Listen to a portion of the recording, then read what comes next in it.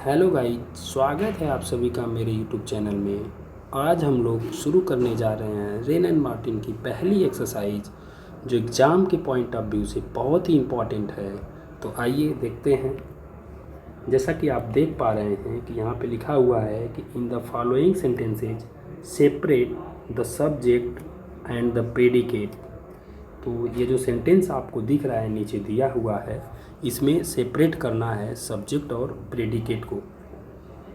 तो सबसे पहले हमें ये जानना होगा कि सब्जेक्ट और प्रेडिकेट क्या होता है, उसके बाद ही हम इसको अलग कर पाएंगे। ठीक है, तो किसी भी सेंटेंस में सब्जेक्ट के अलावा जो कुछ भी बचता है वो पूरा का पूरा प्रेडिकेट का पार्ट होता है। किसका पार्ट होता है? प्रेडिकेट का। ठीक, तो सब्जेक्ट के अलावा जो कुछ भी बचेगा सेंटेंस में वो प्रेडिकेट का पार्ट होगा, चाहे वो वर्ब हो या ऑब्जेक्ट हो या कोई प्रीपोजिशन फ्रेज हो, एडवर्ब हो, कुछ भी हो सकता है। ठीक है, तो आइए पहला क्वेश्चन देखते हैं। पहला क्वेश्चन जो आपको दिख रहा है, द कैकलिंग ऑफ गीज सेव्ड रूम। पहला क्वेश्चन यही है, द कैकलिंग ऑफ गीज सेव्ड रूम। अगर सब्जेक्ट की बात करें तो ये पूरा का पूरा फ्रेज ही क्या है? सेव्ड का सब्जेक्ट है। ठीक है, तो यहाँ पे सीधे सीधे द कैकलिंग ऑफ गीज क्या हो गया? सब्जेक्ट हो गया, और वो सेव्ड रूम जो है ये पूरा का पूरा प्रेडिकेट हो गया। ठीक है, तो यही दो चीज़ इसमें आपको बताना है। हालांकि अगर आप और इसको डिटेल्स में देखें तो यहाँ पे सीधे सीधे आपका ये जो ऑफ गीज लिखा हुआ है, यह प्रीपोजिशन फ्रेज है। मतलब गीज जो है प्रीपोजिशन के ऑब्जेक्ट के रूप में आया हुआ है। ठीक, तो प्रीपोजिशन का ऑब्जेक्ट कभी सब्जेक्ट नहीं बनता। इसका मतलब ये हुआ कि ये पूरा का पूरा जो द कैकलिंग ऑफ गीज है, ये पूरा फ्रेज ही नाउन फ्रेज के रूप में आया हुआ है, और सेव्ड का क्या है? सब्जेक्ट है। ठीक, आइए सेकंड नंबर क्वेश्चन की बात अगर करें तो सेकंड नंबर वाला क्वेश्चन जो है कह रहा है कि the boy stood on the burning deck. तो इसमें सब्जेक्ट आपका क्या होगा? द बॉय होगा, ये सब्जेक्ट होगा। बाकी के जो कुछ भी बचा हुआ है यह सीधे सीधे क्या हो जाएगा? प्रेडिकेट का पार्ट हो जाएगा। ठीक है, तो इसमें स्टूड आपका क्या है? स्टूड आपकी वर्ब है, ऑन प्रीपोजिशन है। ठीक है, द बर्निंग डेक की बात करें तो ये पूरा का पूरा जो है ये प्रीपोजिशन का ऑब्जेक्ट है। डेक क्या है? नाउन है, जो प्रीपोजिशन का ऑब्जेक्ट है। नेक्स्ट क्वेश्चन को देखिए। नेक्स्ट क्वेश्चन में क्या कह रहा है? नेक्स्ट क्वेश्चन में जो थर्ड नंबर है, थर्ड नंबर में कह रहा है कि the Tubal Cain was a man of might. तो टूबल केन क्या है? ये आपका सब्जेक्ट है जो नाउन की भूमिका में आया हुआ है। वाज क्या है? वाज वर्ब है। ए मैन ऑफ माइंड ये पूरा का पूरा एक फ्रेज के रूप में आया हुआ है। तो बी फॉर्म की वर्ब के बाद कॉम्प्लीमेंट आता है। ठीक है, तो यहाँ पे आपको सिर्फ और सिर्फ सब्जेक्ट और प्रेडिकेट बताना है। तो सब्जेक्ट क्या हो जाएगा? द टूबल केन होगा, और बाकी जो कुछ भी बचा वो प्रेडिकेट का पार्ट होगा। ठीक है,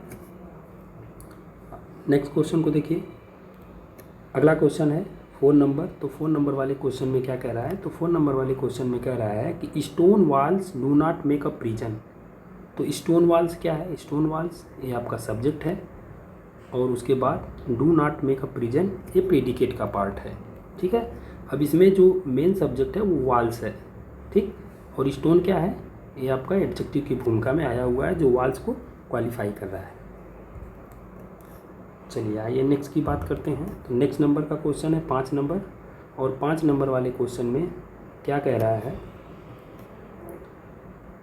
कह रहा है कि the singing of the birds delights us. The singing of the birds delights us. अब ज़रा इसको देखिए, इसमें आपको क्या सब्जेक्ट को सबसे पहले आप फाइंड आउट करेंगे, फिर उसके बाद जो है प्रेडिकेट। सब्जेक्ट आपका मिल जाएगा तो जो कुछ भी बचेगा वो प्रेडिकेट का पार्ट होगा। ठीक है ना, तो आप देखेंगे कि ये जो वर्ब आई हुई है, ये डिलाइट्स लिखा हुआ है, तो वर्ब किसके अनुसार आई हुई है? क्या द बर्ड्स के अनुसार आई हुई है या द सिंगिंग के अनुसार आई हुई है? तो यहाँ पे आपको मिलेगा कि ये पूरा का पूरा जो फ्रेज है ये सब्जेक्ट के रूप में आया हुआ है। ठीक है ना, और किसका सब्जेक्ट है? तो बर्ड का डिलाइट्स का सब्जेक्ट है।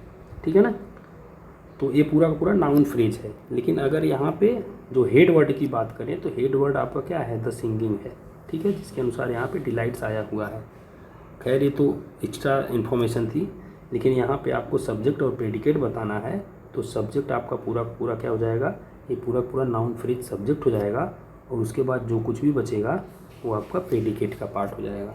ठीक है, नेक्स्ट क्वेश्चन को देखिए। नेक्स्ट क्वेश्चन जो 6 नंबर का है, इसमें कह रहा है कि miss kitty was rude at the table one day. Miss kitty, तो ये क्या है आपका सब्जेक्ट है, और उसके बाद was rude at the table one day, ये पूरा का पूरा आपका प्रेडिकेट का पार्ट है। ठीक है ना, तो मैंने आपको पहले ही बताया कि बी फॉर्म की जो वर्ब होती हैं या उसके समकक्ष जो वर्ब होती हैं, ठीक है ना, जो लिंकिंग वर्ब की तरह काम करती हैं, तो उसके बाद आपका सीधे सीधे क्या आता है, कॉम्प्लीमेंट आता है। ठीक है ना, वो नाउन कॉम्प्लीमेंट भी हो सकता है, एडजेक्टिव भी हो सकता है। 7 नंबर क्वेश्चन देखिए। 7 नंबर में कह रहा है कि he has a good memory. ठीक है, तो he has a good memory, तो यहाँ पे सब्जेक्ट की बात करें तो सब्जेक्ट आपका क्या है, ही है, और उसके बाद जो कुछ भी बचा वह सीधे सीधे क्या हो जाएगा, प्रेडिकेट का पार्ट हो जाएगा। ठीक है, जो हैज़ ए गुड मेमोरी है यह प्रेडिकेट का पार्ट है, तो इसको आप क्या कहेंगे, प्रेडिकेट कहेंगे। आगे देखिए, जो 8 नंबर का क्वेश्चन है, कह रहा है बैड हैबिट्स ग्रो अनकॉन्शियसली। ठीक है ना, तो बैड हैबिट्स, तो हैबिट्स क्या है, यही आपका नाउन है, और बैड इसको क्या कर रहा है, क्वालिफाई कर रहा है, तो बैड आपका सीधे सीधे क्या हो जाएगा, एडजेक्टिव हो जाएगा। इसका मतलब ये पूरा का पूरा जो है एक तरह से यह आपका नाउन है, मतलब सब्जेक्ट के रूप में आया हुआ है। किसका सब्जेक्ट है, ग्रो का। ठीक है, और अनकॉन्शियसली की बात करें तो ये सीधे सीधे एडवर्ब है। ठीक, जो एडवर्ब जो वर्ब को क्या कर रही है, मॉडिफाई कर रही है। अब यहाँ पे सब्जेक्ट और प्रेडिकेट आपको बताना है, तो आपका पूरा का पूरा ये सब्जेक्ट हो जाएगा, और उसके बाद जो कुछ भी बचा वो प्रेडिकेट का पार्ट होगा। ठीक है, चलिए नेक्स्ट नंबर क्वेश्चन को देखिए। नेक्स्ट नंबर 9 नंबर की बात अगर हम करें तो 9 नंबर में क्या कह रहा है कि the earth revolves round the sun. ठीक है, तो अब अर्थ यहाँ पे क्या है, ये सब्जेक्ट है, बाकी उसके बाद जो कुछ भी बचा वो क्या हो जाएगा, प्रेडिकेट का पार्ट हो जाएगा, क्योंकि हमने पहले ही बताया कि सब्जेक्ट के अलावा जो कुछ भी सेंटेंस में बचता है वह सीधे सीधे प्रेडिकेट का पार्ट होता है। वो कुछ भी हो सकता है, वर्ब भी है, फिर उसके बाद जो है उसके अंतर्गत प्रीपोजिशन फ्रेज भी आ सकता है। ठीक है ना, 10 नंबर देखिए, तो 10 नंबर में क्या कह रहा है, nature is the best physician.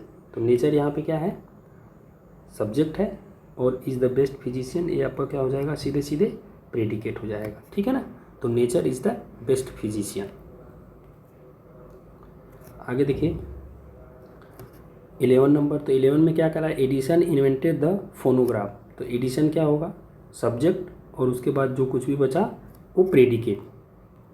ठीक है ना, तो एडिसन सब्जेक्ट हो गया, इन्वेंटेड वर्ब हो गई, ठीक, और द फोनोग्राफ ये आपका ऑब्जेक्ट हो गया।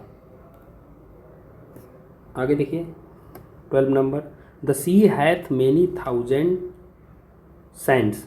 ठीक है, तो यहाँ पे सीधे सीधे आपका क्या हो जाएगा, जो द सी लिखा हुआ है ये क्या होगा, द सी ये आपका सीधे सीधे सब्जेक्ट की भूमिका में आएगा, और इसके बाद ये आपका क्या हो जाएगा, प्रेडिकेट होगा। ये जो हैथ लिखा है, हैथ का मतलब हैज, ठीक है ना, ये पहले की इंग्लिश है, तो इसलिए यहाँ पे इस तरह से लिखा गया है। तो हैज का मतलब हैथ होता है, ठीक, हैथ का मतलब हैज होता है। ठीक है, चलिए 30 नंबर देखिए, we can not pump the ocean dry. ठीक है, तो यहाँ पे भी आपको देखना है, तो सब्जेक्ट आपका क्या होगा, वी होगा, और उसके बाद जो कुछ भी बचा वो आपका क्या हो जाएगा, प्रेडिकेट का पार्ट हो जाएगा। तो एक चीज़ आपको ध्यान रखना है कि कैन नॉट कभी अकेला नहीं होता, मतलब उसके बीच स्पेस नहीं होता, वो हमेशा एक साथ होता है। ठीक है ना, तो ये मॉडल वर्ब है, मॉडल वर्ब के बाद फिर सीधे सीधे वर्ब की जीरो फॉर्म आती है, V0 जिसको बोलते हैं, या बेस फॉर्म। ठीक, तो मॉडल वर्ब का कॉन्सेप्ट जब आपको बताया जाएगा तो वहाँ पे ये सारी चीज़ें डिटेल्स में पढ़ाई जाएंगी। तो V0 कहते हैं या बेस फॉर्म कहते हैं वर्ब का। ठीक है ना, चलिए थैंक यू, फिर मिलते हैं आप लोगों से अगले वीडियो में।